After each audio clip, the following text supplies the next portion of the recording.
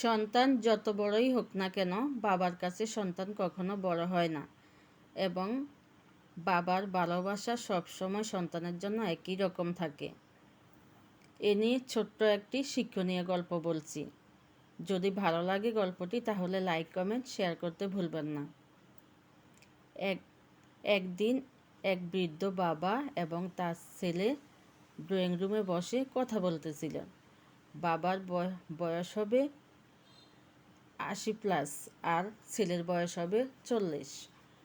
দুজন কথা বলতেছিল। হঠাৎ করে বাবার জানালা দিয়ে বাইরের দিকে নজর গেল। দেখলো যে হঠাৎ করে একটি কাক উড়ে এসে একটি গাছের ডালে বসলো। তখন বাবা ছেলেকে জিজ্ঞেস করলো, বাবা এটা কি? তখন ছেলে বলল, বাবা এটা কাক। কিছুক্ষণ পর বাবা আবার ছেলেকে জিজ্ঞেস করলো, বাবা এটা কি? তখন ছেলে বলল, এটা কাক বাবা। কিছুক্ষণ পর আবারও বাবা জিজ্ঞেস করলো ছেলেকে, বাবা এটা কি? তখন ছেলে বলল, বাবা বলছি না কতবার বলছি যে এটা কাক, আর এতবার জিজ্ঞেস করো কেন? ছেলে একটু বিরক্তিকর হয়ে রাগ হয়ে বলছে।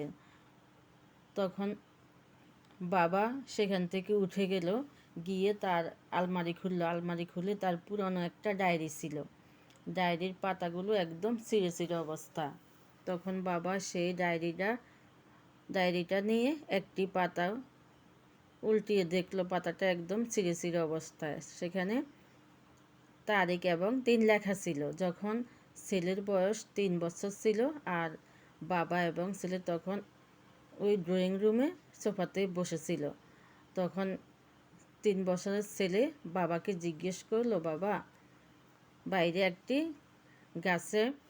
গাছের ডালে একটি কাক এসে বসলো সেই পূর্বের মতো।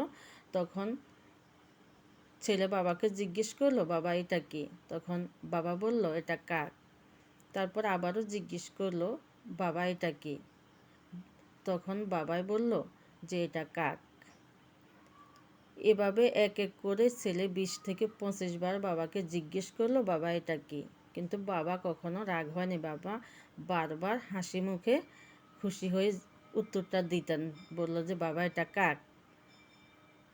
তাই এই গল্পটা থেকে আমরা এটাই শিখতে পারি যে আসলে সন্তান যত বড়ই হোক না কেন কিন্তু বাবার কাছে কখনো সন্তান বড় হয় না এবং বাবার ভালোবাসা সবসময় একই রকম থাকে। কিন্তু আমরা যখন বাবা একটু বৃদ্ধ হয়ে যায় তখন বাবা মা কিছু জিজ্ঞেস করলে আমরা কিন্তু বিরক্ত হই। তবে এইভাবে বিরক্ত হওয়া যাবে না, সুন্দর করে উত্তর দিতে হবে।